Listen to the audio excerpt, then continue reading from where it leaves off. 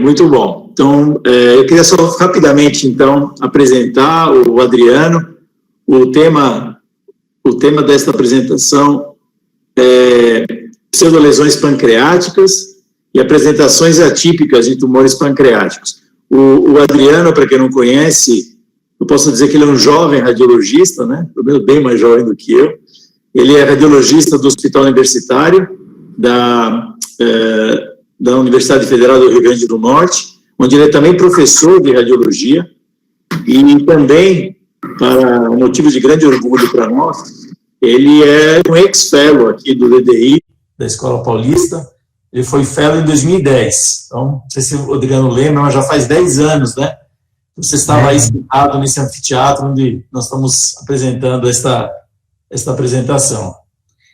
Então, depois da apresentação, então, depois da aula do Adriano, a gente terá um outro tema, uma apresentação sobre multi-RENS, que é um novo contraste hepatoespecífico, novo aqui no Brasil, né? Já há muitos anos, há quase 2 décadas, sendo comercializado, utilizado no mundo inteiro, mas no Brasil chegando agora.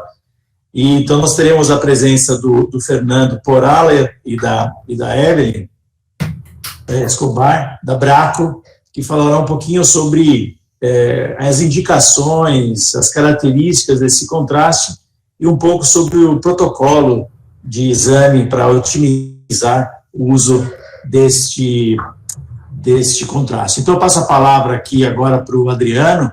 Eu vou desligar minha câmera, vou deixar o Adriano tomar conta do pedaço e avançar. E depois, enquanto responder perguntas, discutir um pouco o tema com mais profundidade, os 2 temas, na verdade. Então, Adriano, eu passo a palavra para você e abro, então, a sessão oficialmente. Vai que é tua, garoto. Obrigado, professor, obrigado pela apresentação, é um prazer estar com vocês, mesmo que virtualmente, né, espero que todos estejam bem. Como o professor falou, faz 10 anos que eu estava nesse anfiteatro, fazendo boas amizades e aprendendo muito com vocês, foi um momento muito bom na minha vida e tenho muita saudade dessa época, fiz grandes amigos. Nesses 10 anos, eu passei a trabalhar aqui em Natal, no Hospital Universitário da UFRN, e numa instituição oncológica, num centro oncológico chamado Liga Norte-Rio-Grandense contra o Câncer. De forma que, apesar do estado ser pequeno, do Rio Grande do Norte, boa parte dos casos oncológicos passam por alguma dessas 2 instituições, às vezes as 2. A gente tem tido um volume interessante de patologias diversas oncológicas, incluindo as pancreáticas. Eu vou passar aqui para a apresentação. Então, hoje a gente vai falar sobre pseudolesões, lesões que causam uma certa confusão, e a apresentação atípica de lesão pancreática, que são casos que nos deram dificuldade e que chegamos ao diagnóstico, muitas vezes por histopatologia, só no final, né, porque era uma apresentação atípica, a gente não sabia o que era. Essa é uma versão estendida da aula que eu apresentei no CBR, que era uma aula de 20 minutos, aqui vai ter 30 e poucos minutos, porque eu incluí alguns outros casos que eu não mostrei lá. Então, por que falar de neoplasia pancreática, né? É uma neoplasia não tão frequente, mas que mata muito. 90% delas são adenocarcinomas ductais e, ao diagnóstico, aproximadamente 80% já são irressecáveis. De maneira que, em 5 anos, a sobrevida é somente 5% dos pacientes. A sobrevida média de até 1 ano. Então, são tumores muito agressivos. E a gente tem que conhecer tanto lesão que simula tumor primário pancreático, que seriam as pseudolesões, como as lesões que estão se apresentando de maneira atípica. Então, a gente vai começar com as pseudolesões pancreáticas, são ou anomalias congênitas ou patologias perto do pâncreas ou no pâncreas que simulam neoplasias primárias pancreáticas. Portanto, que a gente conheça para não propor um tratamento tão invasivo, que a gente sabe que o tratamento do câncer de pâncreas, ele traz uma grande mortalidade. Aproximadamente 10% numa cirurgia de Whipple pode ter, o paciente pode vir a óbito no pós-operatório, né? Só pela intervenção cirúrgica.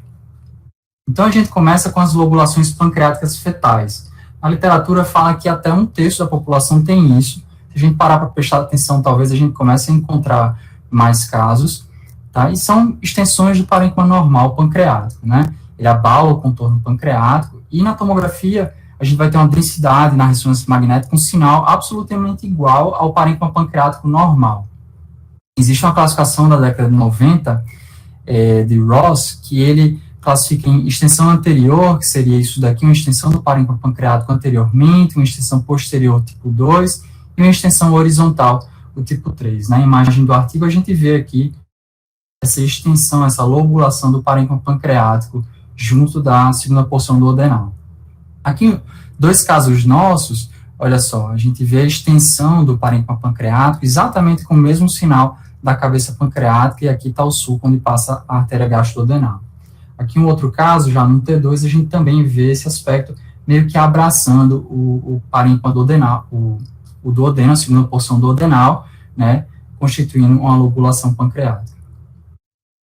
Uma outra alteração bem semelhante, mas agora no corpo pancreático, a gente sai um pouco da cabeça, é a tuberosidade aumental. Já peguei um outro caso que causou confusão, pensavam em neoplasia pancreática, mas quando a gente olha a densidade e o sinal na ressonância magnética, é absolutamente igual ao parênquima pancreático, e pela topografia a gente chega a essa conclusão de que é uma tuberosidade aumental. Aqui na imagem do artigo a gente vê, ó, como se fosse um chifrezinho pequenininho no corpo pancreático, normalmente está à esquerda dos vasos mesentéricos, né? Aqui está o corpo pancreático e essa extensão antero-superior. Tem um caso nosso que não está exatamente à esquerda dos vasos mesentéricos, mas tem essa conformação meio piramidal, meio triangular, e a gente fez o diagnóstico de uma tuberosidade aumental. Ele se protruía bastante para frente na região do colo pancreático, tinha essa conformação um pouco estranha, e a gente chegou a esse diagnóstico.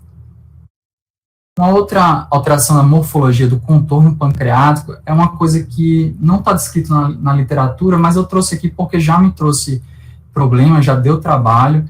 Eu já tive 2 pacientes que chegaram até a nossa instituição porque suspeitaram de tumor na tomografia computadorizada, e na ressonância magnética, que foi o exame que nós fizemos na instituição, a gente via que era somente uma lobulação da face posterior da cauda pancreática. A gente percebe aqui que tem esse abaulamento aqui, ó, e nada mais é do que parênquima pancreático normal, tá? Então, isso pode confundir, não achar que é tumor.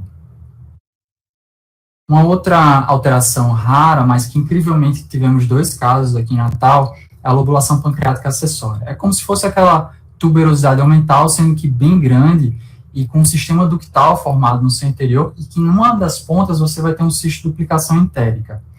Esse cisto de duplicação entérica pode ser do antro gástrico ou da primeira porção do odenal, né? E esse sistema ductando com o vírsum, e como muitas vezes ele é mal formado, os pacientes se apresentam com um quadro que parece uma pancreatite, né? Aqui nessa imagem, a gente está vendo a imagem da literatura, a gente está vendo o cisto de duplicação entérica aqui, e esse parênquima pancreático dando a volta nesse cisto e chegando até o corpo pancreático, né? E se a gente forçar bem, parece que tem um ducto aqui no seu interior. Recomenda-se a ressecção dessas alterações, porque existem relatos de adenocarcinoma no cisto de duplicação gástrica. Então, normalmente se recomenda isso daí. Nosso primeiro caso é de uma médica de 47 anos que se apresentou no pronto-socorro com um quadro que parecia uma pancreatite aguda.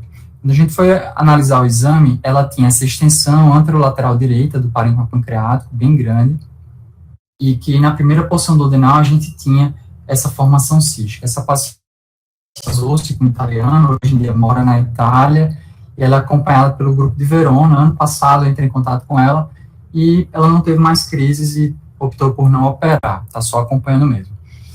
Um outro caso é de um paciente masculino, 48 anos, com dor epigástrica há 20 dias. Teve náuseas e vômitos, e aí percebam bem. Olha só, o cisto no antro gástrico, e aí a gente percebe aqui, ó, a extensão do parênquima pancreático abraçando o cisto. Eu vou tocar mais uma vez o vídeo. O cisto está aqui, e olha só, saindo aqui do colo pancreático, a gente vê essa extensão abraçando o cisto pancreático. Esse paciente, ele foi para a cirurgia, aqui mais uma vez, mostrando a extensão do parênquima pancreático, abraçando o cisto que está aqui está o cisto de duplicação gástrica. A gente publicou esse caso no Web Surgery, a gente fez a ressecção e aqui está o parênquima pancreático, aquele chifre, digamos assim, do parênquima pancreático abraçando o cisto, né, e dentro do parênquima pancreático tem um sistema ductal que se comunica tanto com o cisto quanto com o vício. Outra variação anatômica que pode causar uma certa confusão nas colangio-ressonâncias é o pâncreas de Vismo. Na literatura fala que 9% da população tem e a ausência de fusão dos sistemas ductais anterior e posterior. A gente vê aqui o vício, né, ele está drenando, ele não está drenando pela papila maior, que seria aqui, ele está drenando pela papila menor. A maioria dos pacientes são assintomáticos, mas vez por outra eles podem ter quadros que se assemelham à pancreatite, dependendo da patência dessa papila menor. Né? Aqui está mais um caso nosso mostrando a drenagem do vício na papila menor, e aqui está a papila maior sem comunicação com o vício. Uma outra anomalia congênita é o pâncreas anular, né, que é uma falha de rotação do broto pancreático. Você vai ter um tecido pancreático circundando a segunda porção duodenal, e isso pode levar a quadros obstrutivos duodenais, pode levar a quadros de pancreatite, é muito variada a sintomatologia. Aqui um caso nosso que a gente pode perceber aqui, um parênquima pancreático dando a volta na segunda porção duodenal, inclusive com um ducto aqui bem bonito, e num corte um pouco mais acima você vê esse pâncreas voltando por trás do parênquima duodenal. Né? Num corte mais intermediário a gente vê um aspecto de sanduíche desse parênquima do duodeno, né, pelo parênquima pancreático, dando a volta no duodeno. Outra variação anatômica que pode causar uma confusão é a cauda pancreática bífida. É uma variação anatômica rara em que o pâncreas ele fica com aspecto de cauda de peixe. Você vê duas caudas. Se você olhar no T1 com saturação de gordura, dá para perceber bem. Né? Esse caso daqui é um caso nosso que fazia controle de IPMN ducto secundário, e a gente pode perceber aqui claramente a bifurcação da cauda pancreática. E, normalmente, nessas bifurcações, o sistema de drenagem, ele é defeituoso, de maneira que o paciente, muitas vezes, ele tem quadros de pancreatites focais. Outra variação anatômica que pode levar à confusão é a hipoplasia pancreática. A gente vê caudas do pâncreas curtas, que não se estendem até o hilo esplênico, e tem uma terminação um pouco abrupta, né? Elas podem vir acompanhadas de síndrome estereotáxica, e o paciente pode ter desde uma dor abdominal inespecífica até diabetes mellitus, quando é mais extensa essa hipoplasia. Né? Então, percebam aqui caudas pancreáticas curtas. Não confundir isso daqui com um tumor que está causando atrofia ou coisa parecida. Outra alteração que causa muita dúvida, que já recebi vários casos de suspeita de tumor, a lipossubstituição pancreática. Às vezes ela acontece de forma heterogênea, pode simular tumor, principalmente na tomografia computadorizada, em que o radiologista ele vai observar uma área focal de hipodensidade. Né? Existem padrões, deixa eu voltar aqui, existem padrões existem 4 tipos de lipossubstituição heterogênea, né?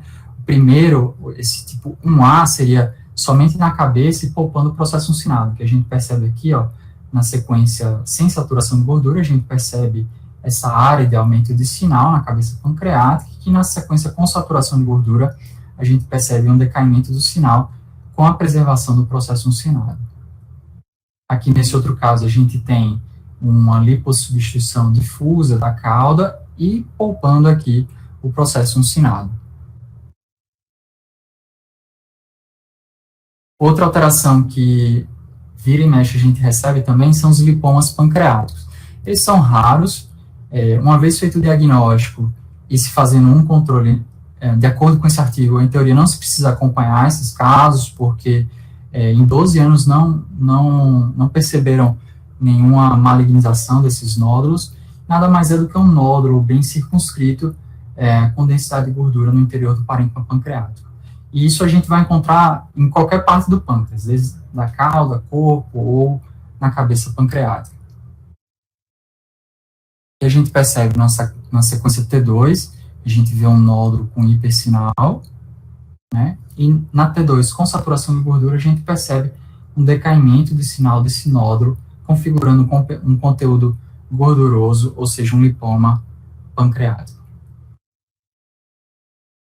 Falando dessas doenças gordurosas pancreáticas, a gente também tem a lipomatose pancreática dos pacientes com fibrose cística, né? A gente tem uma lipossubstituição difusa do parênquima pancreático, inclusive com um aspecto que lembra um pouco expansão do órgão, e você não enxerga nenhum tipo de parênquima, né? Às vezes você consegue perceber algumas estriações ainda de parênquima pancreático, mas às vezes você tem uma lipossubstituição difusa desses pacientes.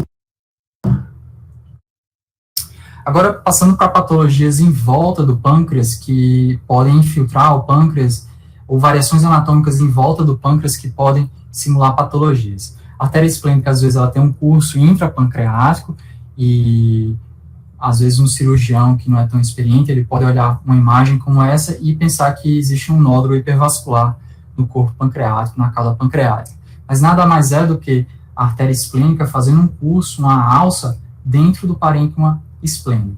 Tá? Então, um radiologista, certamente, olhando para cima e para baixo, ele vai fazer esse diagnóstico com tranquilidade. Agora, os divertículos duodenais, vira e mexe, a gente também recebe casos assim. Nos exames baritados, fala-se de uma incidência de até 15% e nas necrópsias de até 22%. A dica é procurar conteúdo alimentar dentro desses divertículos ou até gás. Se você olhar no T1 com saturação de gordura, via de regra você vai encontrar. Então, aqui nessa imagem coronal com ponderação em T2, a gente observa essas imagens císticas aqui se protruindo na cabeça pancreática, que estaria nessa topografia, preenchidas por líquido e um conteúdo mais heterogêneo, que muitas vezes são restos alimentares, e a gente percebe na sequência de Colange a comunicação com o duodeno, e claramente isso aqui são divertículos duodenais se protruindo na cabeça pancreática. Não confundir isso com neoplasias císticas da cabeça pancreática. Aqui é um caso de um divertículo colônico que na imagem axial parece um nódulo na cabeça pancreática, como a gente pode perceber aqui, mas que no coronal a gente percebe a comunicação desse divertículo com o cólon transverso, configurando um divertículo encostando aqui na cabeça pancreática. E vários cálculos aqui nessa vesícula biliar. Um outro clássico da pseudolesão pancreática é a esplenose intrapancreática. Nos estudos de autópsia, fala-se de até 17% dos pacientes têm baço acessório na cauda. Eu diria que não é a realidade no nosso dia a dia como radiologista. E são nódulos que vão se apresentar exatamente como o parênquima esplênico, nódulos homogêneos, nódulos que realçam aquele aspecto meio tigroide na fase arterial e que ficam homogêneos nas fases portal e de equilíbrio. Esse paciente, ele é um homem de 28 anos, ele tinha um histórico de síncopes, pensaram em uma hipoglicemia induzida por insulinoma, e aí ele começou a investigar. Fez uma tomografia, viram esse nódulo na cauda pancreática, que realçava na fase arterial, um aspecto um pouco heterogêneo nessa fase arterial, que ficava homogêneo na fase portal e de equilíbrio. E aí pensaram, poxa, será que é um neuroendócrino nesse paciente? Será que é uma esplenose? Fez uma ressonância magnética, na ressonância magnética exatamente o mesmo aspecto do parênquima esplênico, que estava do lado, todas as sequências. Aqui, no T1 com saturação de gordura, a gente percebe aqui um sinal bem parecido, o realce também meio tigroide na fase arterial, e também na fase portal fica bem parecido. Esse paciente chegou a fazer um PET-DOTA, que não ajudou tanto, porque tanto a esplenose quanto o tumor neuroendócrino tenderiam a captar, que foi o que aconteceu aqui. Esse paciente, ele não fez cirurgia, não ficou bem caracterizado esses quadros de hipoglicemia, depois fizeram um diagnóstico de um distúrbio psiquiátrico, e na evolução não se configurou esses quadros de hipoglicemia, a gente fez um diagnóstico presuntivo de uma esplenose mesmo nesse paciente. Mais uma vez, patologias que podem infiltrar o pâncreas, né? O linfoma, ele pode infiltrar o pâncreas secundariamente, né?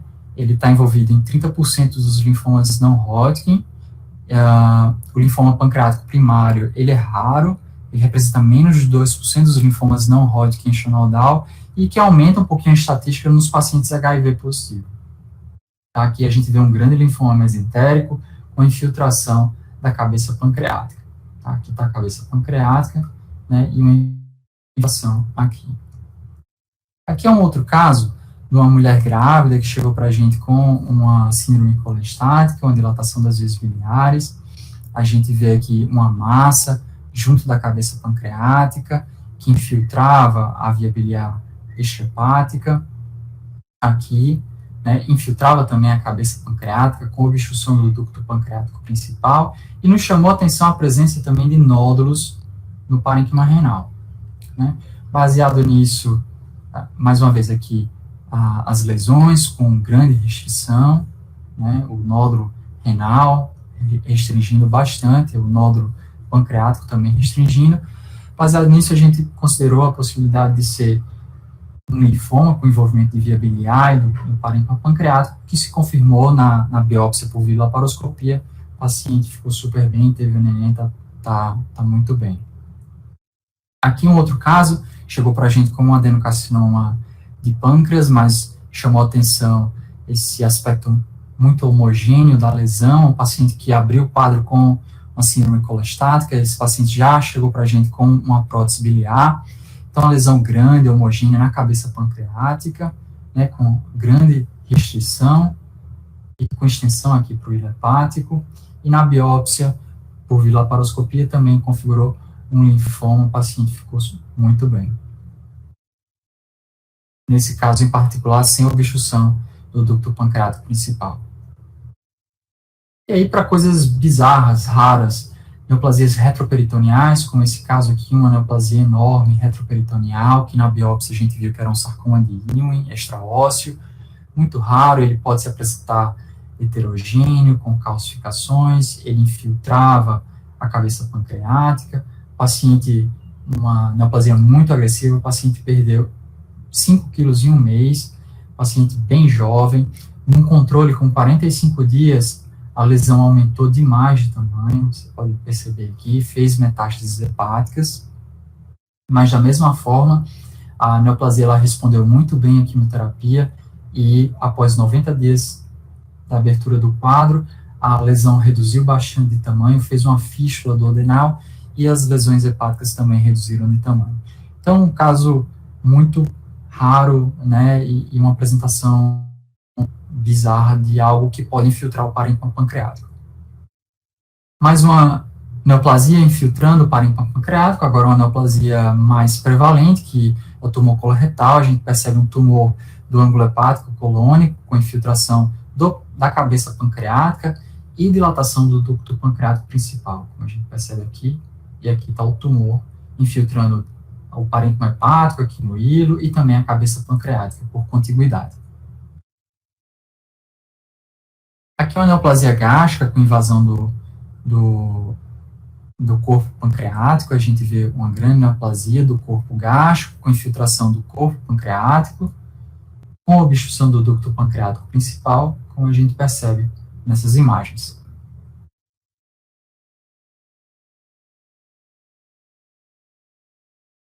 Se tem alguma dúvida no chat, que eu não estou acompanhando o chat.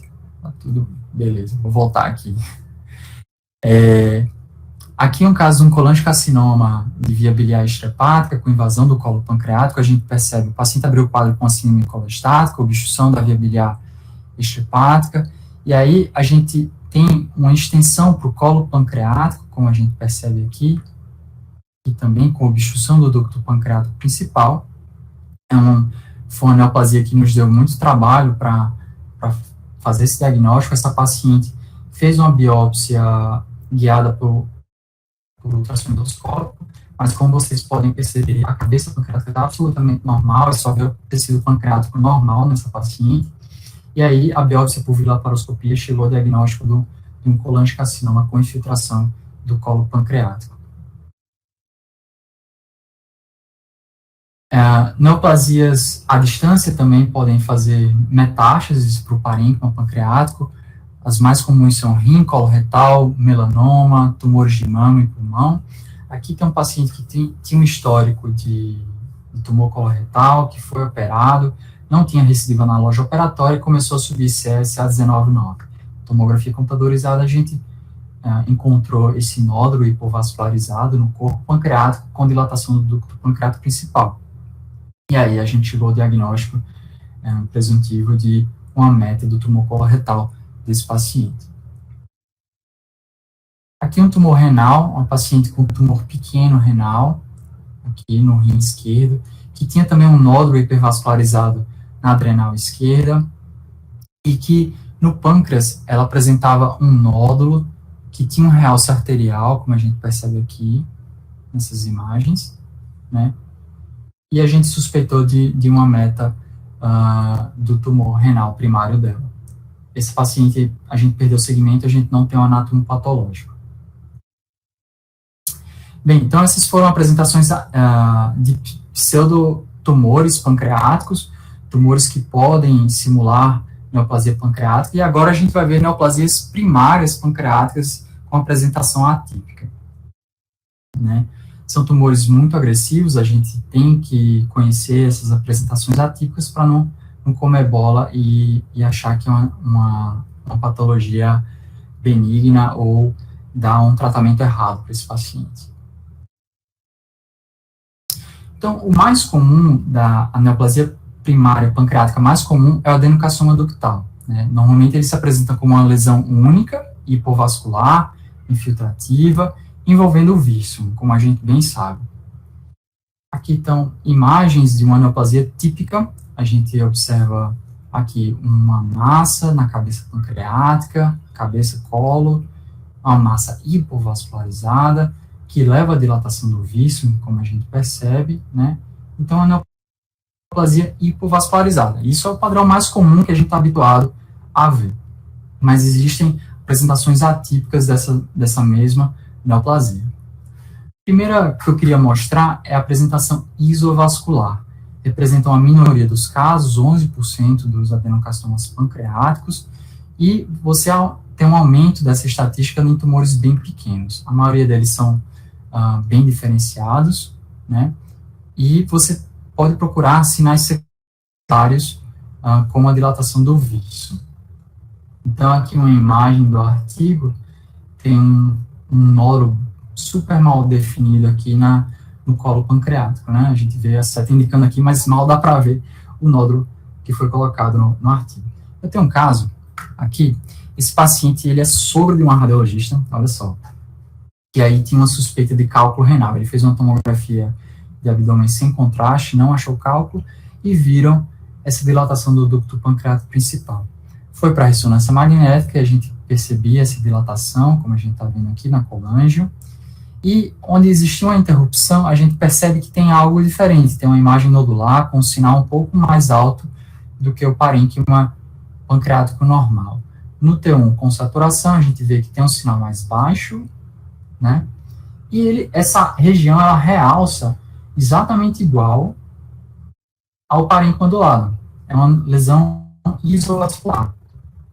Porém, diante de todos dos achados auxiliares, com a dilatação, a gente suspeitou de um adenocarcinoma pancreático, né? Esse paciente foi para a cirurgia e confirmou com um PT1C, né? Um tumor bem precoce.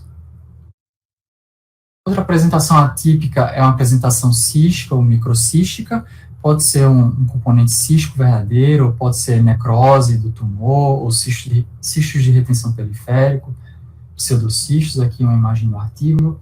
O tumor, ele está aqui, nessa área hipovascularizada, e nessa área central tem uma área mais cística, né? Outra apresentação atípica é como pancreatite. Aqui gera muita confusão, a gente tem dificuldade em fazer esse diagnóstico, né, porque pode simular uma pancreatite como qualquer outra. Aqui um caso que em 2018 a gente via esse nódulo, né, bem definido no colo pancreático, e no segmento, em abril de 2019, a gente observava essa infiltração difusa do parênquima pancreático, né, e inclusive com metástase hepática, metástase peritoneal, uma evolução desse tumor, formando um aspecto que lembrava uma pancreatite. E um outro caso de uma paciente que tem uma prima com pancreatite crônica e uma irmã falecida por adenocarcinoma de pâncreas.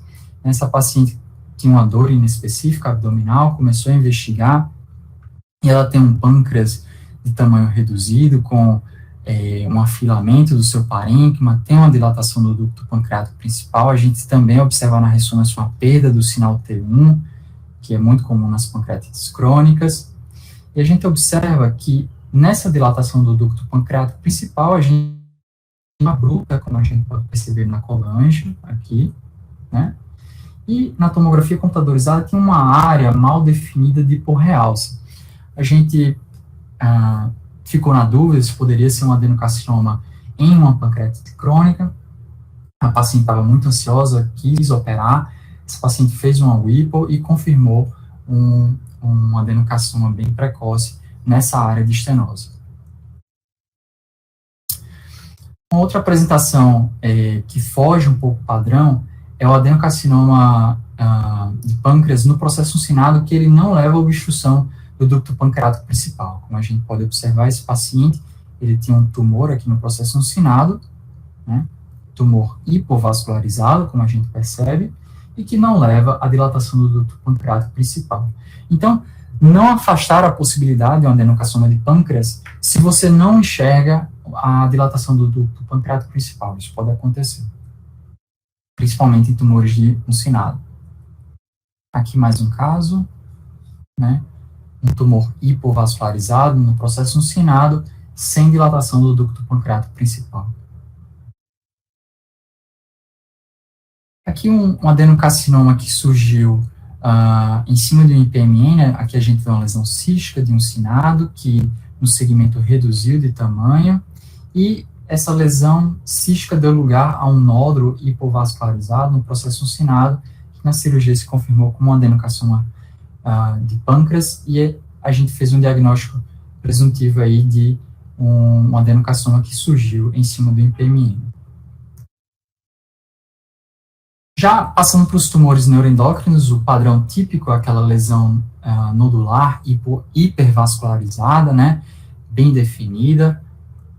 E nessa imagem aqui, como a gente pode perceber, um nódulo hipervascularizado no corpo. Um dos padrões atípicos seria um tumor neuroendócrino isovascular. Do mesmo jeito que a gente viu o adenocarcinoma se apresentar, em vez de hipovascularizado, se apresentar como isovascular, a gente também pode ter tumores neuroendócrinos se apresentarem, em vez de hipervascularizados, como isovascularizados. Normalmente isso acontece em tumores pequenos, né, e vai depender do suprimento vascular. Então a gente está observando aqui, tinha uma diarreia intermitente, não sanguinolenta, tinha cromogranina A elevada, e aí tinha uma suspeita de tumor neuroendócrino. Fez a ressonância magnética, a gente observava na difusão essa área de restrição, e nas fases pós-contraste a gente não tem uma diferença de realce nessa topografia, realçava exatamente igual ao parênquima adjacente. Foi para a cirurgia e confirmou um tumor neuroendócrino. Aqui mais um caso, também na cauda, tumor bem pequeno, com restrição, e que a gente mal consegue encontrar aqui na ressonância nas fases pós-contraste. E mais um caso, um tumor pequeno no processo uncinado, olha só, tumor muito pequeno, com um hipossinal em T1, um hipersinal em T2, aqui na saturação de gordura com hipersinal, e que realçava absolutamente igual ao parênquima pancreático adjacente. Também um tumor neuroendócrino. Aqui mais um caso. Esse caso, ele chegou para nós como uma suspeita de um adenocarcinoma de pâncreas, sendo que o paciente era muito jovem, não tinha uma dilatação significativa do ducto pancreático principal, a gente observava um nódulo, né, que ele realçava semelhante ao parênquima normal, e existia uma lipossubstituição do parênquima à distância desse nódulo, né. Suspeitamos de um tumor neuroendócrino, especialmente do tipo produtor de serotonina, que ele pode fazer uma fibrose locorregional, que nem a gente está observando aqui nessa imagem, que está a cabeça pancreática, o tumor nessa região, e percebam a lipossubstituição de toda a cauda pancreática, devido a uma fibrose que acontece no ducto pancreático principal. Já esse outro caso aqui, ele mostra como dilatação, em vez de uma atrofia, uma lipossubstituição da cauda, a gente tem uma dilatação do ducto pancreático principal. Esses tumores neuroendócrinos, eles estão associados a uma pior sobrevida. Aqui mais um caso, um tumor neuroendócrino, um paciente de 73 anos, que o que ele se apresentava, que ele tinha de diferente, era um tumor hipervascularizado, ok, neuroendócrino, a gente pensa nisso, porém que obstruía o ducto pancreático principal. Mais uma vez, a gente pensou em algum componente obstrutivo relacionado à produção de serotonina local. Uma outra apresentação seria a invasão vascular, que a gente observa, nesse caso, a invasão da veia porta, com expansão dela, um tumor muito avançado. Esse paciente ele ficou 2 anos sem investigação, e aí ele já se apresentou no serviço com um quadro muito avançado. Então, percebam a invasão vascular desse tumor neuroendócrino. Esse mesmo paciente tinha também áreas císticas, que não é esperado em tumores neuroendócrinos, mas quando você tem um aumento tão grande do tamanho, você pode ter necrose no interior. A gente também tinha calcificações no interior, que não é tão esperado nos tumores neuroendócrinos. E aqui um caso bem inusitado, que foi uma cortesia do grupo do ICESP, né? A gente tem um tumor neuroendócrino difuso, com infiltração difusa do parênquima pancreático, expansão da glândula, múltiplas calcificações esparsas pela glândula, múltiplos cistos também, como vocês podem perceber na ressonância magnética, e a biópsia confirmou um tumor neuroendócrino infiltrativo. Também você pode ter tumores multifocais, principalmente em pacientes sindrômicos, como esse daqui, paciente que tinha um tumor neuroendócrino no processo uncinado e tinha um outro na cauda pancreática. Então, a mensagem que eu quero deixar é, se você encontrou um tumor neuroendócrino, não deixe de procurar no restante da glândula. É do mesmo jeito do carcinoma de células transicionais, se você encontrou um foquinho na bexiga, vai procurar o resto da bexiga, ou ureter, ou pelve renal, que, vez por outra, você pode encontrar um segundo tumor sincrônico. Tá? A mesma coisa nesses pacientes. E a peça cirúrgica. Aqui mais um paciente que fez, inclusive, PET DOTA. A gente observa um nódulo hipervascularizado no processo uncinado, captando no DOTA. Aqui no colo, também captando no DOTA. Mais um aqui no corpo, pequenininho. Né? E um último aqui na cauda, que também captava no DOTA. Então, 4 tumores em um mesmo paciente.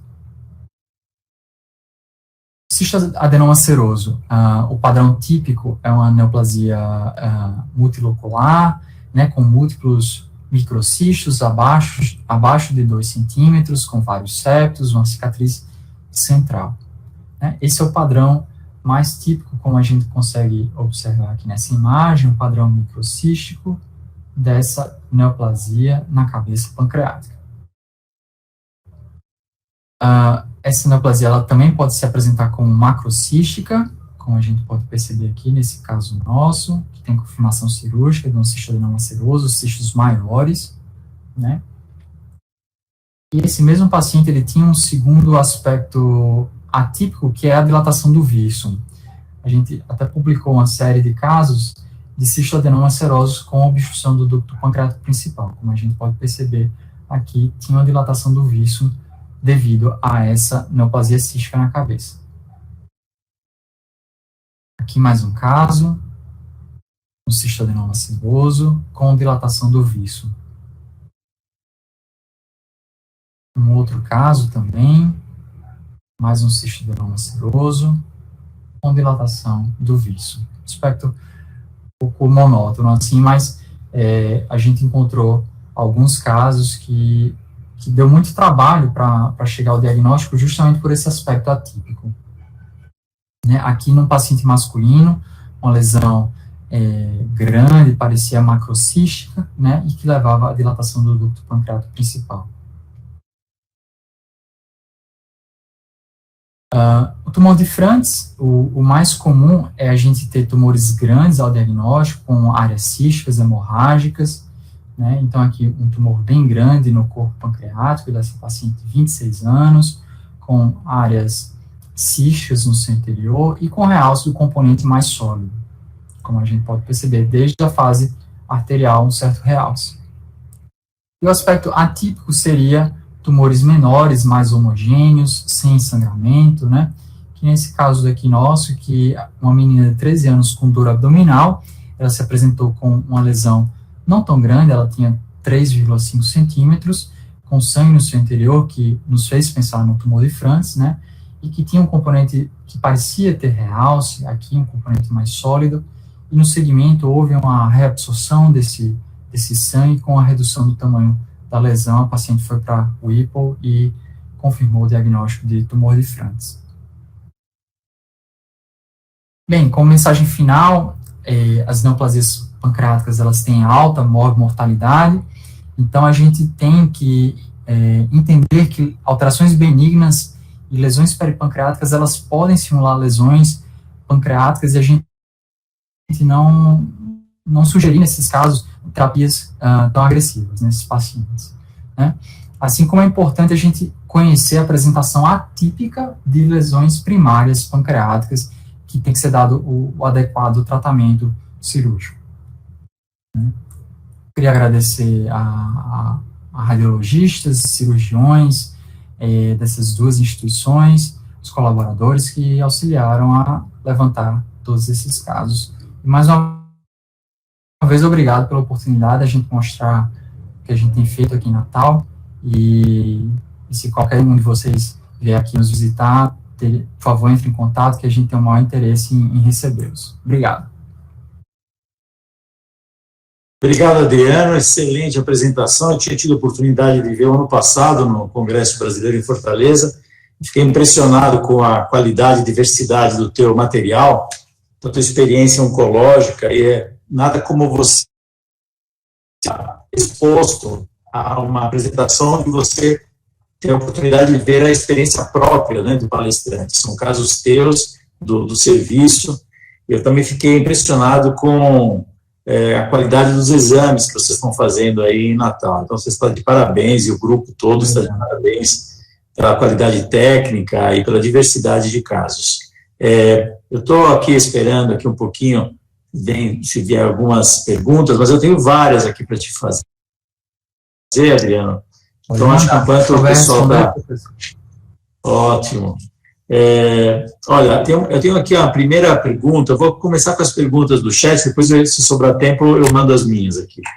Então, a primeira é a Mayra, lá da UNB, de Brasília, né, que te dá os parabéns, e queria que você falasse um minuto sobre a dificuldade diagnóstica de predição de ressecabilidade dos tumores borderline, e se vivenciam uma dificuldade maior na avaliação pós-quimioterapia. Certo. Mayra, eu acho que, olha, passados 10 anos, a gente acaba criando um vínculo com os cirurgiões que operam mais esse tipo de caso, né? Então, a gente acaba sabendo das preferências de cada cirurgião e a gente entende mais até onde ele vai, até onde ele não vai. Para falar a verdade, o conceito de ressecabilidade passa um pouco por radiologia, mas também passa pela cirurgia. Então, a gente pode topografar muito bem, mas o cirurgião, às vezes, ele não sente confiança, por exemplo, em operar um tumor que invade uma parte da veia mesentérica superior. Já um outro, ele tem muito conforto em fazer esse tipo de cirurgia. Então, o que eu aprendi é que ressecabilidade é um consenso que o radiologista faz com o cirurgião. Então, é super importante sentar do lado do cirurgião, mostrar o caso, discutir e ver até onde ele está disposto aí naquele paciente, né? Em relação à dificuldade maior na avaliação pós-QT, olha, certamente, né, às vezes os tumores, eles reduzem de tamanho e o que está em volta, você não sabe se é uma reação desmoplásica, se é tumor ainda, deixa uma dúvida também. Mais uma vez, eu acho que é caso a caso que a gente vai avaliar, mas comparando pré-QT, pós-QT, certamente é mais difícil pós-QT. E também, usando um gancho aí do que você falou, que dá bastante dificuldade também são as próteses biliares, né? Todo radiologista daqui sabe que um paciente que tem uma prótese biliar passada vai ser muito mais difícil de fazer o estadiamento de ressecabilidade daquela lesão na cabeça do que um que não tem a prótese biliar. Obrigado, Adriano. Bom, o Thiago Leão está dando os parabéns para você pela tua aula. Obrigado, meu residente aqui em Natal, professor. Ótimo. Então, aí já estava fazendo uma média com você. Né? O Felipe Galiza também está assistindo e dando os seus parabéns, excelente conteúdo. A Thaís Figueiredo, Teodoro de Oliveira, o pessoal está te dando os parabéns. Enquanto o pessoal está se congratulando com você, deixa eu te perguntar uma coisa. A radiologista gosta de casos, melhor ainda quando são raros e bizarros, né, ou bizarros. Você mostrou aí alguns linfomas pancreáticos sem linfonodomegalia, talvez até linfomas primários ou sistêmicos, secundários, mas com comprometimento bastante extenso do pâncreas. Eu queria te perguntar se você já se deparou com uma dificuldade diagnóstica de diferencial com pancreatite autoimune. Lembrando que pode ter um comprometimento difuso e os nódulos renais, né, bilaterais, correspondendo a glomerulonefrite, nefrite intersticial. Se você lembra de ter tido algum caso de pancreatite autoimune, aonde houve essa dúvida diagnóstica? Não, sinceramente não tive nenhuma experiência com nenhum caso de pancreatite autoimune que simulasse linfoma. Eu estou com um caso que está em investigação que tem um acometimento difuso pancreático e está fazendo um envolvimento perivascular bem extenso. Por causa disso, a gente levantou a possibilidade de ser uma pancreatite autoimune, mas particularmente nessa situação não. Aqueles casos que eu mostrei, eles chegaram, a dúvida era bem mais simples, chegaram para a gente com adenocarcinoma, que tinha tudo para não ser adenocarcinoma. E a gente, eu não sei se você lembra de um caso que era uma lesão grande na cabeça pancreática, e realmente era uma lesão super homogênea, com realce homogêneo, uma super restrição, paciente relativamente jovem, a gente pensou logo no linfoma, e na biópsia isso se confirmou. O que foi estranho, não tão estranho, se a gente for olhar os casos, foi a obstrução da veia biliar, né? Parece que o linfoma ali naquela topografia, ele faz uma obstrução da veia biliar de uma maneira até meio fácil, e a gente com a prótese biliar posicionada. Ok.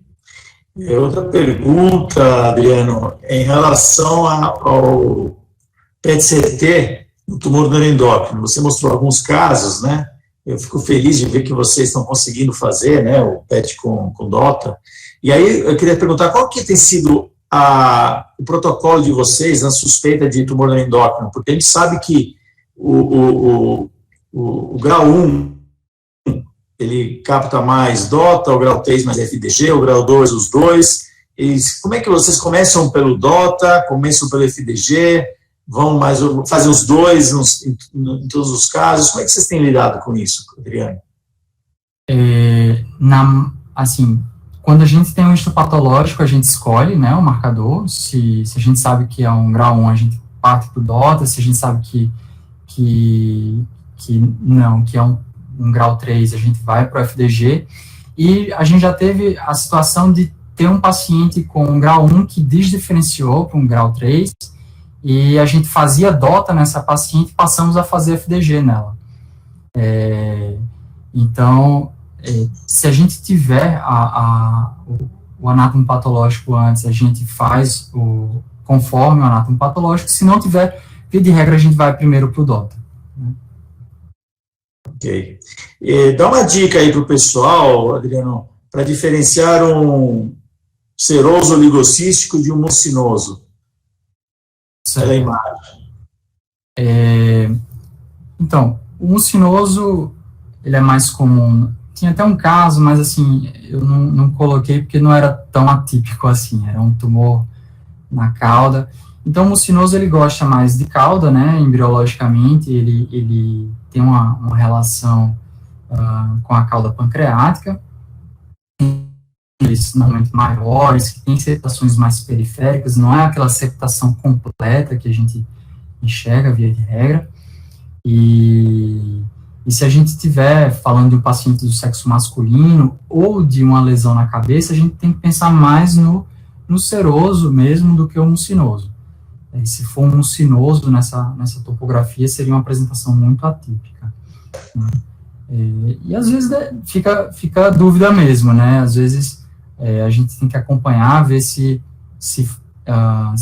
aparece alguma característica agressiva naquela lesão, porque a gente não conseguiu fechar o diagnóstico.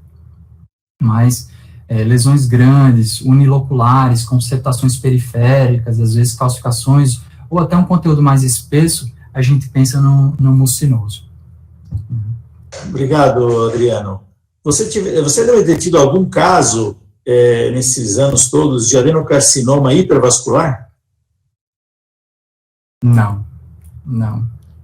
Você tem um caso, professor? Você perguntou como se tivesse um caso. Não, nunca vi. Eu tenho tem 2 casos descritos na literatura, eu tenho utilizado essa regra aí, né? Se é uma lesão hipervascular, não deve ser adenocarcinoma, que é próprio contrário, né? Mais provável que seja um tumor carcinóide, né? Evidentemente, né? Adenocarcinomas hipervasculares são muito raros.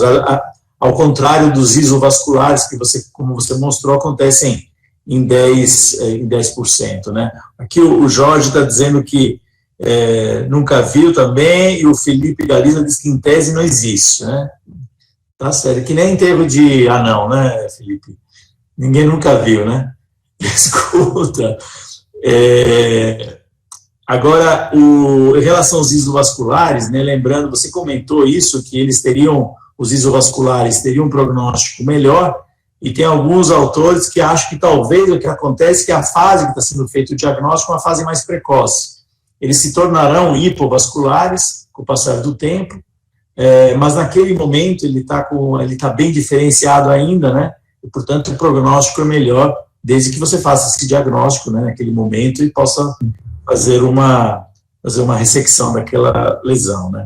Falando um pouco daquele caso lindo que você mostrou, que o Regis te deu de presente, né, do tumor endócrino difuso, e com múltiplos cistos e calcificações, aquele aspecto, eu não diria que é característico, mas a gente já tem visto, né, essa apresentação na literatura. Os poucos casos que tem descritos na literatura são todos daquele jeito, e lembrar dos diagnósticos diferenciais, né, a amiloidose pode constar dessa forma, fibrose cística também, né, e tem uma apresentação também de múltiplos cistoadenomas serosos, que pode estar com essa apresentação, mas é bem um caso muito lindo.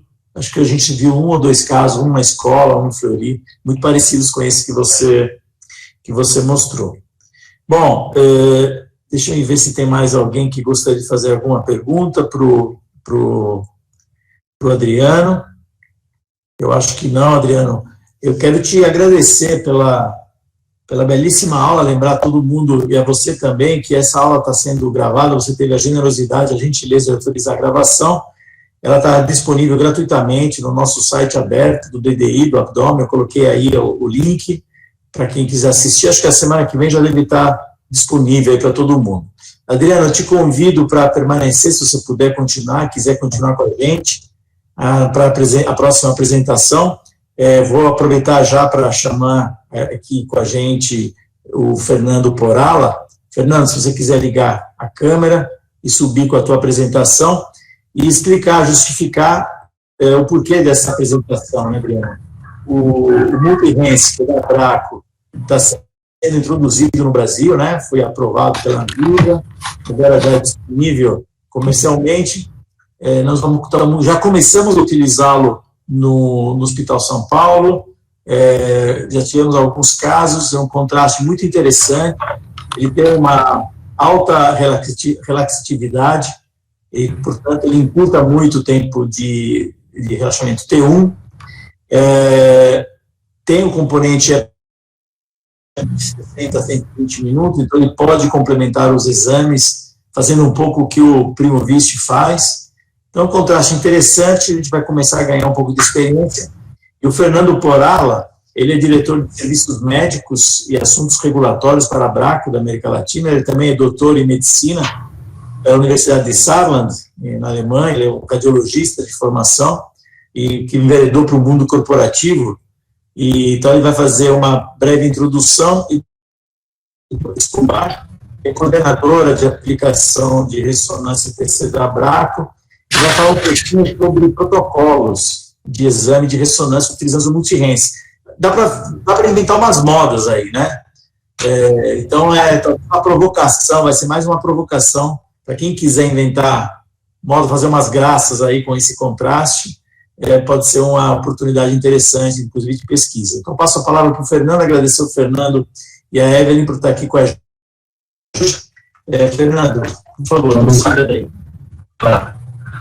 Olá, gente, é um prazer estar com vocês, obrigado por estarem aqui conosco, ouvindo agora um pouquinho sobre o Multi-Rinse.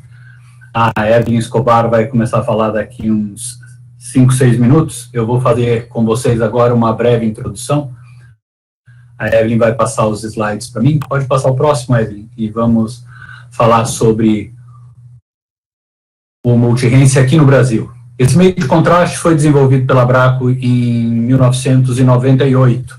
Nessa época eu já era fã do Giuseppe D'Ippolito. Hoje eu sou mais ainda. E ele vai ser um dos primeiros aqui no Brasil a estar utilizando esse meio de contraste com uma dessas indicações que vocês veem à direita. O produto está aprovado no Brasil há mais ou menos uns 3 anos. A Abraco optou por começar a comercializá-lo agora no Brasil. Ele vem com frasco ampolas que vocês vão receber com 10 ml ou 15 ml. É um produto que está aprovado para várias indicações e não apenas fígado. Essas aprovações que vocês veem aí, fígado, ressonância de cérebro, angiorressonância e RM da mama, era como o produto tinha sido aprovado na Europa anos atrás e nos Estados Unidos também. Lá agora ele já tem outras indicações, inclusive para abaixo de 2 anos, já tem também para ressonância de todo o corpo, e o meu grupo aqui em assuntos regulatórios no Brasil já está providenciando o registro nisso na Anvisa para ele ter, então, todo o espectro da ressonância magnética para vocês poderem utilizar esse produto. O interesse aqui de vocês agora é ouvir um pouquinho daquilo que ele pode fazer no fígado. O Giuseppe já tem um pouco de experiência com isso, já viu esse produto, já trabalhou com esse produto algumas vezes no exterior, e vai ter agora em primeira mão resultados para mostrar para vocês numa próxima reunião muito em breve. O próximo slide, aqui vocês veem a característica da molécula. O Multi-Rinse, que é o gadobenato de meglumina, ele é conhecido também como gadolinium bopta. Da mesma forma que Dotarem é conhecido como gadolinium dota, como Magnevistan, o Magnevist é conhecido como gadolinium DTPA, o Multi-Rinse é conhecido mundialmente como gadolinium bopta. E como os meios de contraste iodados, ele tem esse anel benzênico na estrutura, que só Multi-Rinse e Primovist tem. Isso confere uma estabilidade muito grande nessas moléculas desses 2 produtos, Multi-Rinse e Primovist, que são produtos lineares.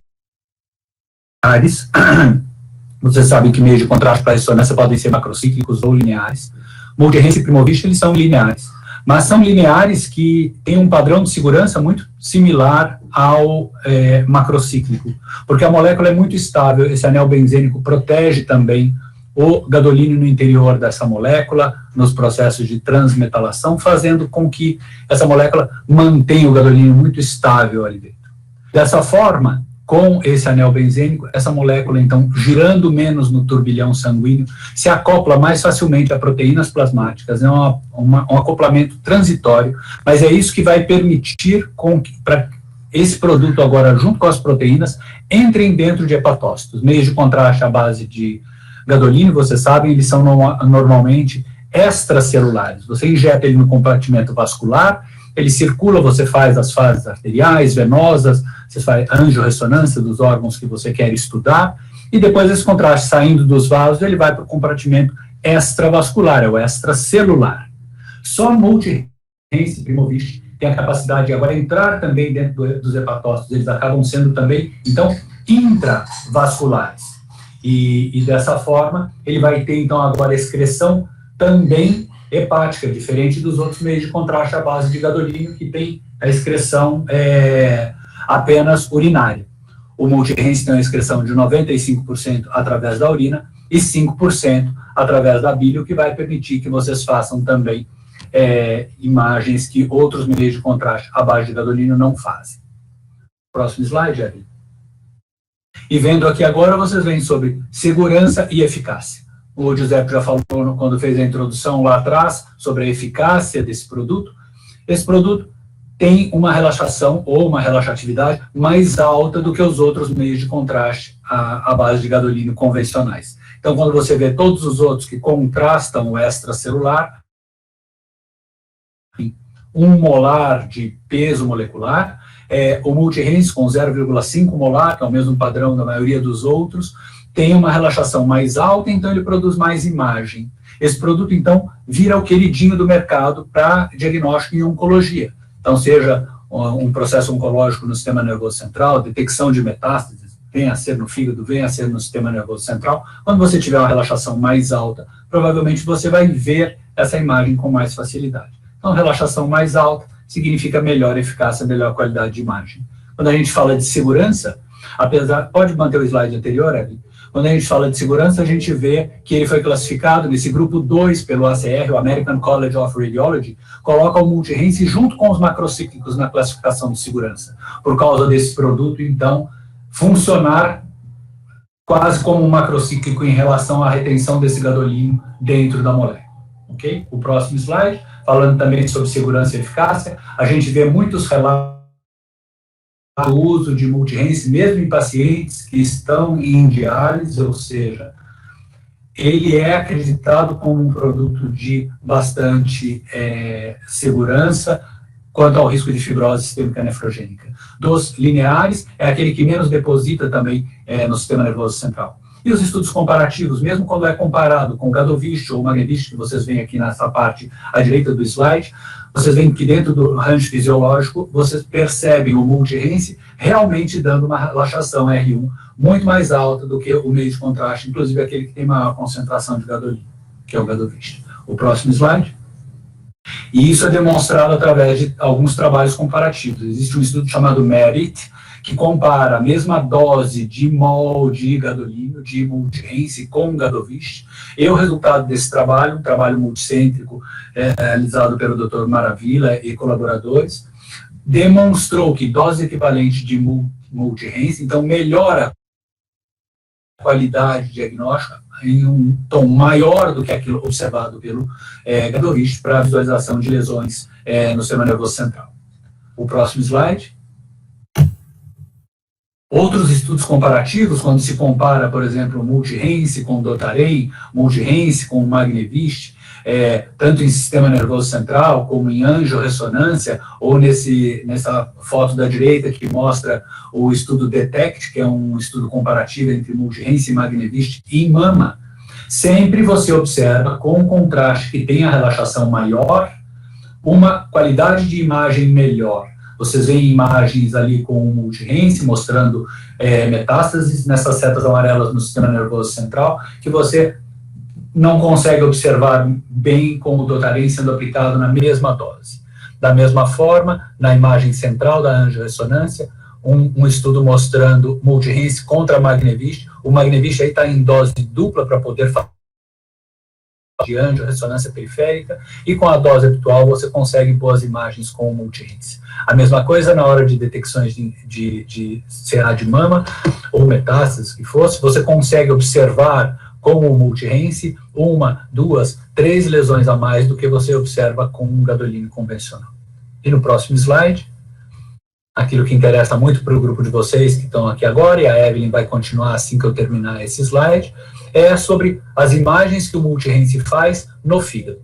E essa segunda imagem que vocês veem na parte esquerda do slide, vocês veem então todos os hepatócitos ali já contrastados, você vê o fígado bastante branco, uma imagem que você obtém depois de 40, 50 minutos após a administração do multirense, já que ele tem uma captação hepática relativamente baixa, são 5% da dose apenas que vai ser excretado pelo fígado, mas depois de um determinado tempo, você vai ter, então, todo aquele fígado se apresentando de uma forma branca, onde hepatócitos normais conseguiram receber o contraste para dentro dele, e vocês vão ver as lesões agora no fígado, aparecendo como se fosse como que uma falha de enchimento ali na linguagem da radiologia tradicional, e vocês veem essas lesões como essa da seta escura no centro desse slide.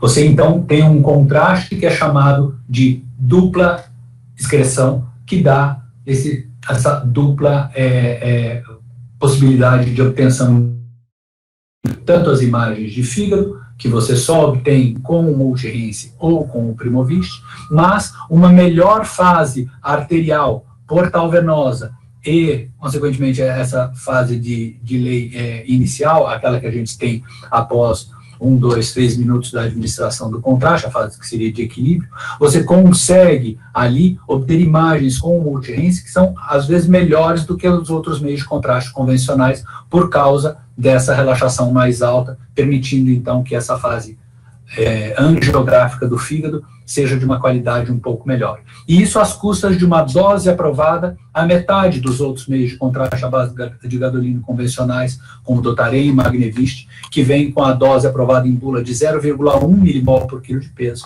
onde o multirense vem com a dose aprovada para fígado de 0,05. Para o resto do corpo, para as lesões oncológicas, quando você quer estudar sistema nervoso central, mama, você tem a dose habitual de 0,1 milimol por quilo de peso, que equivale a 0,2 ml por quilo de peso. Mas para fígado, você pode usar essa dose à metade. E a Evelyn vai contar agora para vocês sobre alguns protocolos e um específico que tem um truque que o Giuseppe já colocou aí no ar, que é a utilização desse produto de uma forma que vocês não estão habituados a utilizar. Vocês podem escolher depois o método de utilização dele. Boa tarde a todos. A minha parte, uma parte bem rápida, eu vou abordar um pouco protocolos. Então, fazendo um resumo sobre o que o Dr. Porala já apresentou, o multirense tem essa indicação em bula tanto para ressonância de fígado, né, para detecção dessas lesões hepáticas focais, mas também para uso em neuro, mama e angiorressonância. Além disso, um outro benefício do multirense é seu uso pediátrico. Então, em bula, ele está aprovado para pacientes adultos e pediátricos acima de 2 anos de idade. E também existem alguns estudos sobre a relação dos produtos com artefatos. Então, existe aqui um estudo comparativo entre o multirense e o Primovist sobre o artefato de dispneia transitória que acaba ocorrendo na fase arterial. Nessa comparação, então, concluíram que em 17% dos casos houve um prejuízo nas imagens nessa fase arterial causada pelo Primovist e menos de 2% causada com o multirense. Então, esse é mais um benefício que a gente encontra do uso do multirense. Como dito anteriormente, então, o multirense ele pode ser utilizado para fígado, para as fases de rotinas comuns, então arterial, portal, equilíbrio e tardia, e também se houver a necessidade de identificação de alguma lesão, esse paciente ele é retirado de sala e após mais ou menos 45 minutos a 120 minutos após a injeção do multirense, esse paciente ele pode retornar em sala para fazer essa fase hepatoespecífica. Essa fase, ela dá informações, então, funcionais dos hepatócitos e também da anatomia das vias biliares. Bom, para a aquisição dessa fase hepato específica, então, é indicado alteração no protocolo. Na Europa, essa alteração do flip angle, ela é realizada tanto na fase dinâmica quanto na fase hepato específica. Aqui no Brasil, a maior parte das instituições, eu acredito que só alteração do flip angle na fase hepato específica, mas assim como o Primovist, é necessário realizar essa alteração. A indicação para multi-Hence é que num equipamento de 1,5 Tesla, o flip angle ele fique entre 15 e 20 graus, e no equipamento de 3 Tesla, entre 20 e 30 graus. O protocolo de abdômen, então, sem uma história clínica específica, ele pode continuar o de rotina, como já é o da STX, né? Um localizador, um Chronos Shot, um Fiesta, seguindo com as sequências em out-phase, difusão, e a aquisição da fase dinâmica, então, né, do pré-arterial portal, equilíbrio tardio, se necessário, e mais uma fase de coronal 3D. Se durante esse protocolo, então, de abdômen, após a injeção do multi-Hence, for detectado alguma lesão e for necessário realizar a fase hepatoespecífica, essa fase é possível de realizar, então, no mesmo dia, aguardando, então, no mínimo 45 minutos após a injeção do multi-Hence. Caso seja um paciente que a gente já saiba que será necessária a aquisição da fase hepatoespecífica, eu acabo recomendando uma alteração nesse protocolo, que é jogar todas as fases que não têm interferência do meio de contraste pós-contraste. Então, a gente faz uma fase pré-contraste um pouco mais curta, com um coronal T2 single shot em apneia só, mas para servir como uma localização de programação da fase dinâmica, ou em out-phase, faz a injeção do meio de contraste do multi-Hence, a aquisição de toda a fase dinâmica e todas as fases, então, que não existe interferência da injeção do contraste, como a difusão, o T2, FET7 e o Fiesta. Esse paciente, ele é retirado de sala, como a gente já ganhou um tempo após a injeção do meio de contraste, entre 15 e 18 minutos, esse paciente, ele acaba aguardando um pouco menos fora de sala, então não é necessário aguardar os 45 minutos, talvez um pouco menos. Esse paciente, então, depois ele retorna em sala e é feita só uma fase da fase hepatoespecífica. Aqui nesse protocolo, eu indiquei fazer 2 fases, uma com flip angle de 15 e outra com flip angle de 20, até os doutores analisarem qual que é o melhor flip angle para ser utilizado na instituição e manter ele como padrão. Essa fase, da fase hepatoespecífica, ela tem duração menor do que 5 minutos entre colocar o paciente em sala, colocar as bobinas e fazer o localizador e essa sequência em apneia. Então, é uma fase bem rápida, mas que ela tem que ocorrer, então, aproximadamente 45, no mínimo 40 minutos após a injeção do multi-Hence. Caso exista uma suspeita de colangiocarcinoma, também é possível fazer algumas sequências para visualização das vias biliares. Essa sequência das vias biliares, elas podem ser feitas, então, depois da fase hepatoespecífica, adicionando, então, o MRCP. E este outro protocolo que o Dr. Porala citou, é o protocolo Time Efficient, ele é um pouquinho diferente, existe um estudo que relata como ele pode ser feito, mas a ideia desse protocolo é, o paciente ele chega na instituição, ele já é condicionado, já é feita a primeira injeção do multi-Hence na dose de 0,05 milimol por quilo, não é feita nenhuma sequência neste momento, esse paciente, ele recebe então a injeção do multi-Hence, aguarda 1 hora fora de sala, depois ele entra em sala, é feita a aquisição da fase hepatobiliar, e depois uma segunda injeção do multi-Hence, da mesma dose de 0,05 milimol, para aquisição da fase dinâmica. Nesse protocolo aqui, então, o paciente, ele espera menos tempo, ele fica menos tempo dentro do magneto, menos tempo também na duração total desse protocolo, e o gerenciamento é muito mais fácil, porque o paciente é colocado uma única vez dentro de sala, não precisa colocar aquele paciente, tirar, aguardar algum tempo e retornar, né? Além disso, existe a conveniência de que o contraste ele é administrado fora da sala de exame, reduzindo um pouco dessa ansiedade do paciente, de ter que aguardar aquele determinado tempo, melhora o monitoramento desse paciente, principalmente quando a gente fala de reações adversas. Aqui são algumas imagens, então, comparativas de um dinâmico convencional, que seria realizado com a injeção do paciente dentro de sala, e da fase dinâmica, numa segunda fase, então, que é a nossa segunda injeção de multi-rinse realizada, e é possível visualizar que não há grandes diferenças. Este é um segundo exemplo, então, de hiperplasia nodular focal e de metástase de carcinoma coloretal. As doses, então, como o Dr. Porala também já citou, a dose convencional em bula do multi-rinse para exames de mama, neuro e abdômen superior sem a fase hepatoespecífica, a dose indicada em bula, então, é de 0,1 milimol por quilo, ou seja, 0,2 ml por quilo, e o fluxo indicado entre 1 ml e meio e 2 ml por segundo. Caso esse paciente instituição especificamente para fazer a fase hepatoespecífica, a indicação em bula, então, é da dose de 0,05 milimol ou 0,1 ml por quilo, também utilizando um fluxo de injeção, velocidade de injeção, entre 1 ml e meio e 2 ml por segundo. A aquisição dessas imagens, aliás, da injeção, pode ser feito um teste de acesso se necessário e um flush sempre de soro fisiológico após a injeção de contraste. E, por último, falando sobre o fluxo do paciente, então, caso for realizado o protocolo tradicional em que o paciente entra em sala, faz as fases pré-contraste, a injeção para a fase dinâmica, esse paciente é retirado de sala e depois colocado, esse é um fluxo básico, que é uma orientação, uma recomendação, mas cada instituição pode adotar a sua, que esse paciente, ele dá entrada, então, no setor de radiologia, ele recebe a informação através do formulário de consentimento ou através da equipe de que serão necessárias imagens adicionais após mais ou menos de 40, né, como eu falei, 1 a 2 horas após a injeção do multi-rinse. Esse paciente, ele sai de sala, ele aguarda esse tempo fora de sala.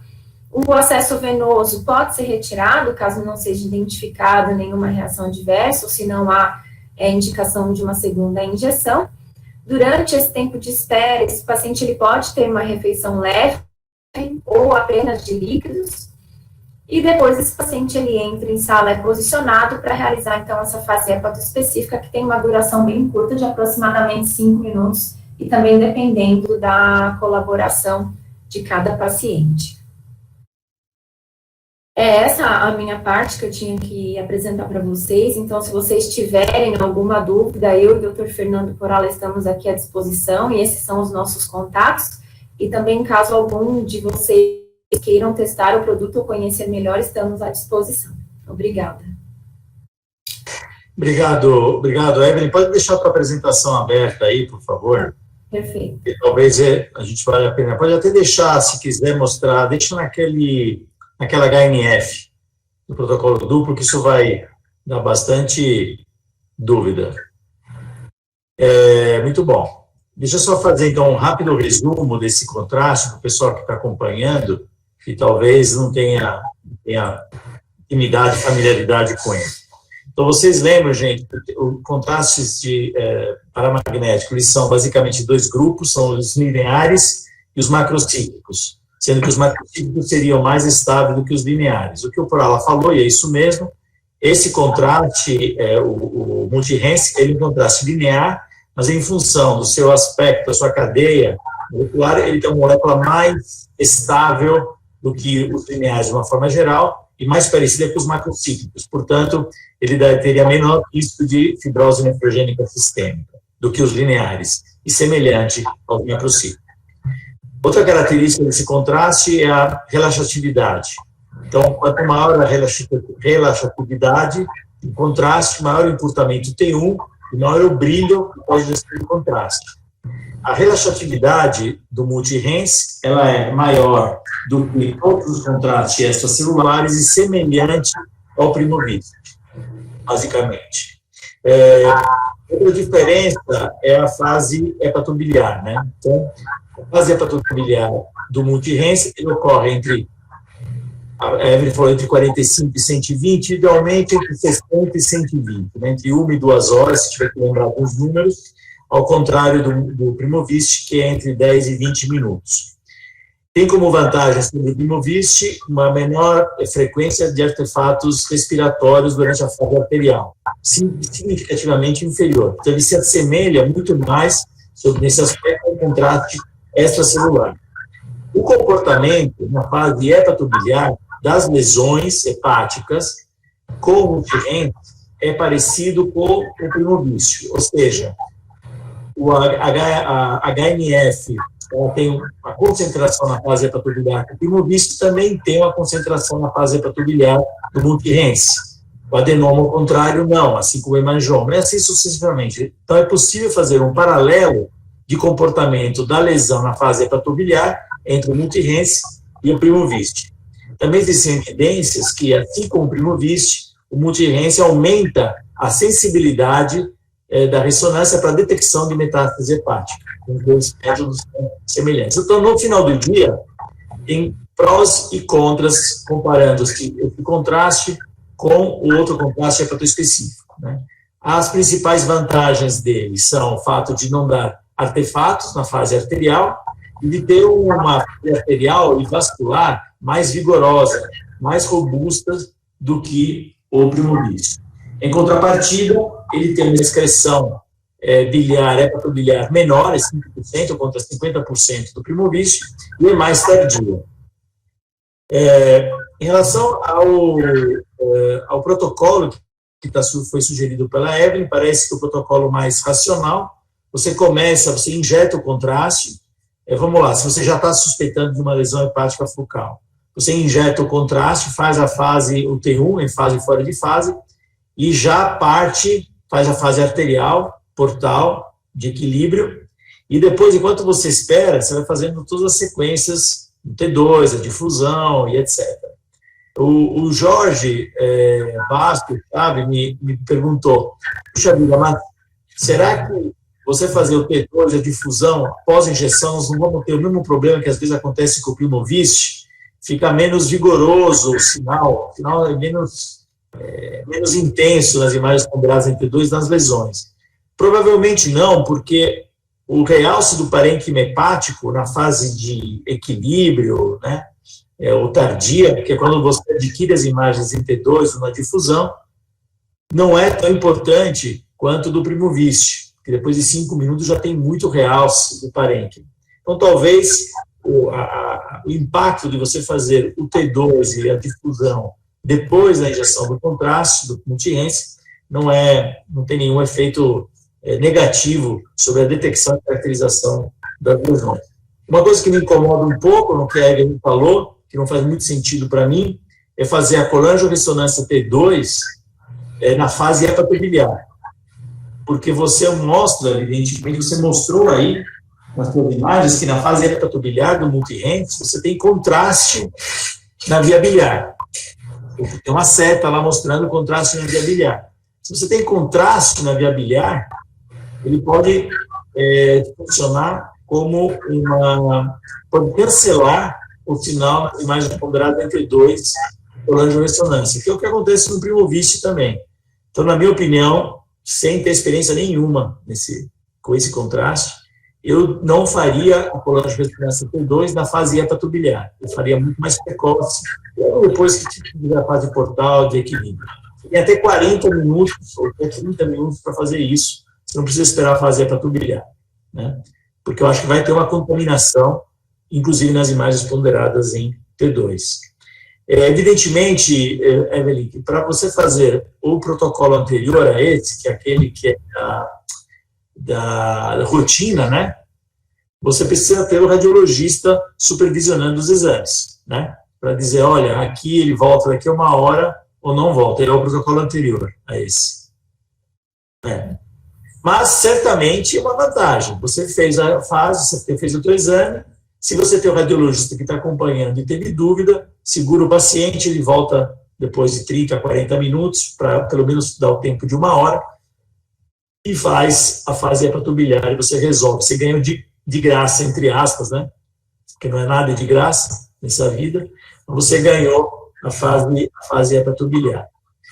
Eu acho que a outra proposta é uma proposta desafiadora, muito intrigante, mas a gente vale a pena testar.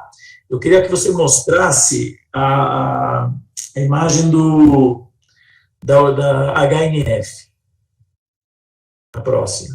Então, só para as pessoas entenderem, na primeira linha, na linha de cima, o que acontece na fase sem contraste arterial, portal e de equilíbrio numa HNF, estudada como multi-RENS, na primeira injeção. Se a paciente chegou, eu faço uma injeção de contraste e adquiro imagens na fase sem contraste arterial, portal e equilíbrio. Esse é o aspecto da HNF. Na linha de baixo, mostra a mesma lesão com o seu comportamento depois que eu já tiver feito uma injeção prévia, 1 hora antes, de 7,5 ml de multi-RENS. Então, eu fiz metade da dose inicialmente, eu espero 1 hora, coloco ele de volta, injeto de novo mais 1 hora, injeto de novo mais meia dose. E aí eu vejo o realce na fase hepatobiliar, que corresponderia ao sem contraste, né, extracelular, na fase arterial, portal de equilíbrio. O que está querendo ser demonstrado aqui?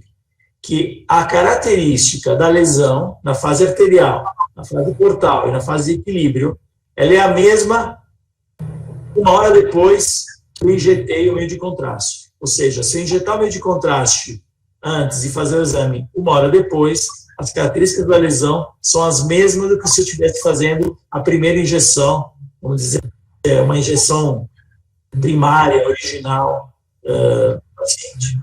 Então, é interessante, isso valeria para HNF, próximo, para metástase também, e provavelmente deve valer. Talvez para hemangioma não, né? Talvez para hemangioma não, porque você vai ter um realce, vai ter preenchido, né? E não vai ter esse aspecto. Tanto que você não mostrou hemangioma aqui, né? Não. Porque hemangioma deve ser diferente de ter um realce mais tardio. Assim como o colangiocarcinoma também deve ser um pouco diferente. Acho que tem cuidado a ser tomado. Outra coisa que eu queria observar, até vale a pena para falar para a Evelyn e para o Fernando, eu senti muita dificuldade nas primeiras apresentações de vocês, talvez quem está assistindo talvez tenha também tido dificuldade com essa história de 0,05 micromol, 0,1 micromol, meia dose. Eu acho que no final do dia, vou dar minha opinião, tá? Eu acho que isso aqui é irrelevante do ponto de vista comercial e do ponto de vista técnico. Acho que o que ele tem que ter em mente é que a dose é 0,2 ml por quilo de peso, 0,2 ml por quilo de peso, que você tem uma seringa que contém 15 ml, não é isso? Um frasco, uma seringa que tem 15 ml. Portanto, até 75 quilos, eu vou injetar os 15 ml, né, proporcional a 0,2 ml por quilo, e depois, acima disso, eu vou manter os 15 ml. E ponto, é 0,2 ml por quilo, que é o mesmo que qualquer outro meio de contraste que nós estamos habituados, né? E acabou. E com essa dose, Evelyn e Fernando, vocês demonstram que o realce é mais vigoroso para a mesma dose, utilizando o extracelular.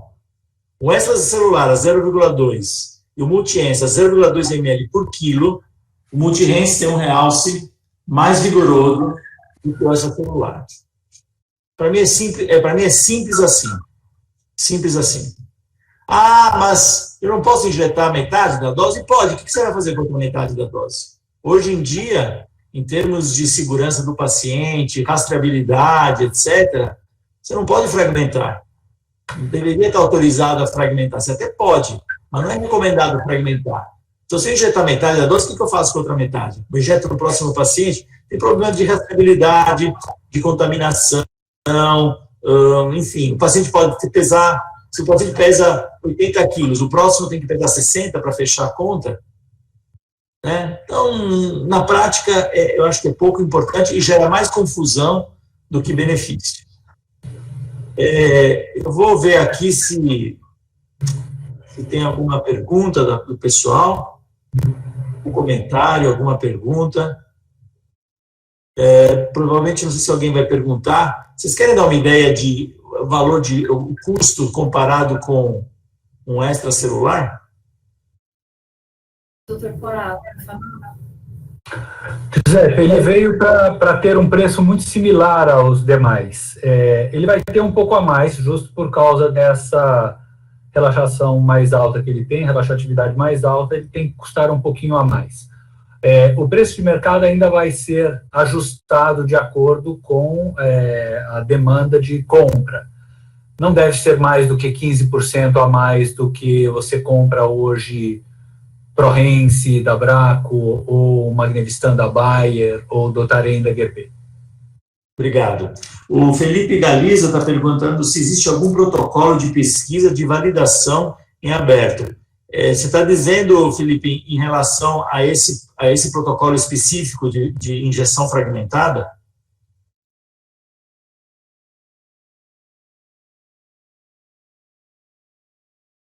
Ao uso de uma forma geral. Existe algum protocolo de pesquisa de validação em aberto? Ao uso de uma forma geral? Não, o produto está registrado já desde 1998 em toda a Europa, nos Estados Unidos já desde 2004. Todos os estudos já foram feitos, já é um produto velho no mercado. Aqui no Brasil é novo porque entrou apenas agora. Mas já existe tudo sobre o multi-Hansen, talvez o meio de contraste depois do DTPA, o Bopta é o segundo meio de contraste mais estudado em todo o planeta dos gadolíneos, e eu acho que praticamente se esgotou tudo aquilo que se tinha nas dúvidas. É claro que sempre tem alguma pergunta que ainda pode ser respondida com um estudo, mas nesse momento a empresa não está fazendo nenhum estudo em específico com o multi-Hansen contra nenhum outro produto, ou tentando alguma outra indicação, já que ele já tem aprovação para todo o corpo. Obrigado, Fernando. Em relação ao Fripengo, viu, Evelyn, a gente trabalha na escola com 3 Tesla. Então, a gente vai precisar aumentar aquela tua proposta de 15 e 20, ou 10 e 20, passar para 30 e 40, ou 25 e 35. Exatamente. Tá? Ok. Vamos ver se tem mais alguma pergunta, algum comentário do pessoal. Perfeito. Tem 2 perguntas aqui interessantes. A primeira é: qual que é o clearance de creatinina para contraindicá-lo?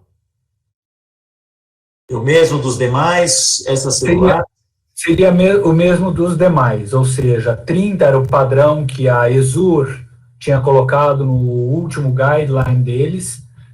A gente sabe que nos Estados Unidos hoje está tendo várias publicações, né, Giuseppe? Você deve ter visto algumas, de alguns médicos utilizando com clearance de 15. Então, estão usando uma taxa de filtração glomerular de 15 para utilizar ou não o produto. Mas 30 realmente é o padrão. Apesar de que a Ezur continua dizendo que com 45 você já deveria usar apenas macrocíclicos. Mas quando você vê o multi-Hansen classificado junto com os macrocíclicos pelo ACR, aí fica essa possibilidade dele ser usado com a linha de corte em 30. Então, podemos usar o 30 aí, talvez, como ponto de corte, ponto de referência. E aí você fica protegido regulatoriamente, Giuseppe, com tudo aquilo que existe de publicação. Se o ACR te permite colocá-lo junto com os macrocíclicos, e os macrocíclicos estão na linha de corte de 30, ele ganha esses 15 pontos a mais que os outros demais lineares. O Adriano está perguntando: síndrome colestática também limita a excreção hepática? E eu já vou acrescentar uma outra pergunta, ou um comentário, Fernando, é o seguinte: para o Primovic, existe um critério, uma análise prognóstica de excreção hepatobiliar. Ou seja, tem um índice prognóstico para saber se vale a pena ou não fazer a fase hepatobiliar com o Primovic. Esse índice prognóstico, ele é calculado a partir de uma combinação de níveis de TGO, TGP, gama-GT, bilirrubina e tempo de protrombina, se eu não me engano. Vocês lembram, então, são 2 perguntas. Primeiro, se a síndrome colestática também limita a excreção hepática, e a segunda pergunta é se vocês lembram de ter lido ou visto algum índice prognóstico para o multi-Hansen na fase hepatobiliar. Segunda pergunta, eu não tenho a resposta, Giuseppe, mas eu vou verificar com os nossos especialistas lá fora, aquele que estava conversando com você agora algumas semanas atrás, perguntar isso, e depois você pode distribuir nesse grupo dando uma resposta. Eu acho que na síndrome colestática, sim, você vai ter uma restrição de velocidade de captação pela própria colestase, né?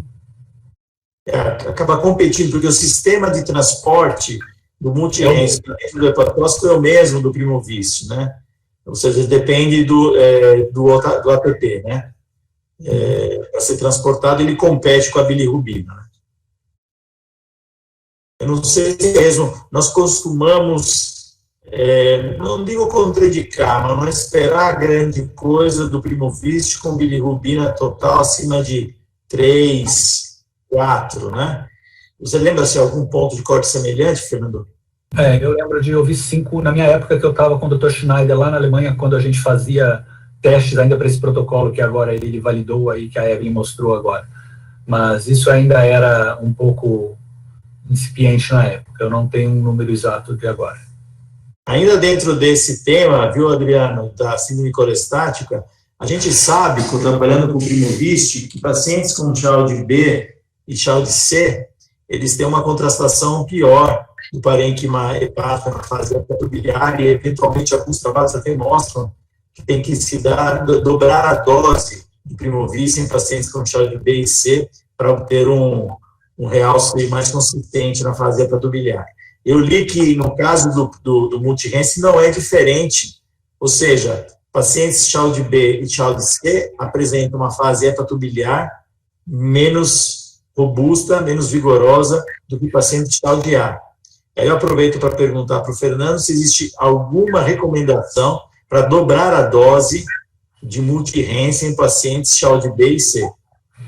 Não, Giuseppe, eu nunca vi essa recomendação. Mas podemos também, depois, por favor, me e-mail, para eu mandar essa pergunta para o Gianpaolo Pirovano, que é o nosso especialista de produto lá nos Estados Unidos, para ver se ele quer dizer alguma coisa a mais. Beleza. Nós temos só mais uma pergunta, o Davi está escrevendo aqui. Sim, tá certo. Bom, então o Davi está perguntando o seguinte: se existem justificativa, recomendação, sugestão de aquisições mais longas em casos específicos, como, por exemplo, 24 horas após a injeção. Ele deve estar perguntando isso, Davi, porque, por exemplo, para fístula biliar, se preconiza a utilização até 24 horas após a injeção do Primovis. Para o Caroli também isso pode acontecer, mas principalmente para a fístula biliar. Se algo parecido é recomendado, justificado ou sugerido para o multi-RENS. Tem muitos relatos de casos que mostram isso com o multi-RENS.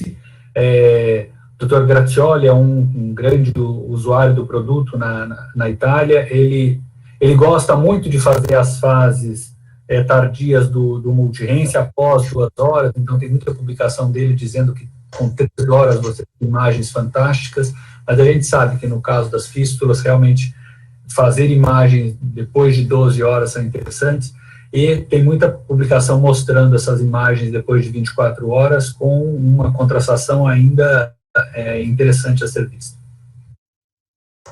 Excelente, ok. Muito bom, obrigado, Fernando. Eu acho que a gente avançou bastante, você viu que a gente te deu uma apertadinha assim de leve, né? E vai ser, mas daqui a uns meses, depois que a gente tiver experiência com o produto, a gente aperta mais um pouco. Então, agradecer ao Fernando, à Evelyn, por compartilhar com a gente esse novo produto, a oportunidade de testar esse produto e utilizá-lo na escola.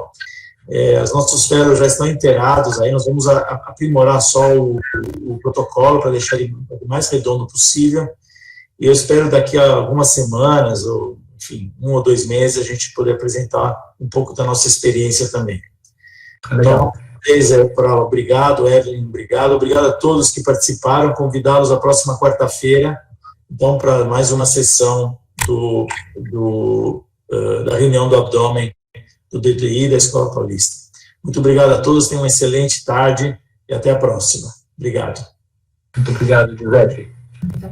Giuseppe, ele é fantástico para fígado e você agora vai testar esses protocolos, mas na oncologia ele é o diferencial, né? Já que ele tem essa aprovação para todo o corpo, é aí que ele é o pulo do gato para os usuários, para os grandes hospitais, porque você vai conseguir, ao mesmo tempo que você está fazendo lá o teu exame de fígado, aproveitar talvez o paciente em sala para fazer algum outro exame, ou esse paciente vem com uma indicação para fazer sistema nervoso central, ou alguma outra coisa a mais, que ali ele vai fazer realmente um grande diferencial, né? Eu sempre falo, se eu tiver com uma suspeita de uma metástase no sistema nervoso central, por favor, usa multi-RENCE, porque ele vai garantir que eu tenho ou que eu não tenho. Eu fico com medo de talvez um outro que não tenha uma relaxação tão alta, de eu perder esse diagnóstico, né? Então, esse aí é o truque para esse produto. Obrigado mais uma vez, Coral. A Evelyn tem uma excelente tarde. Até mais. Um abraço.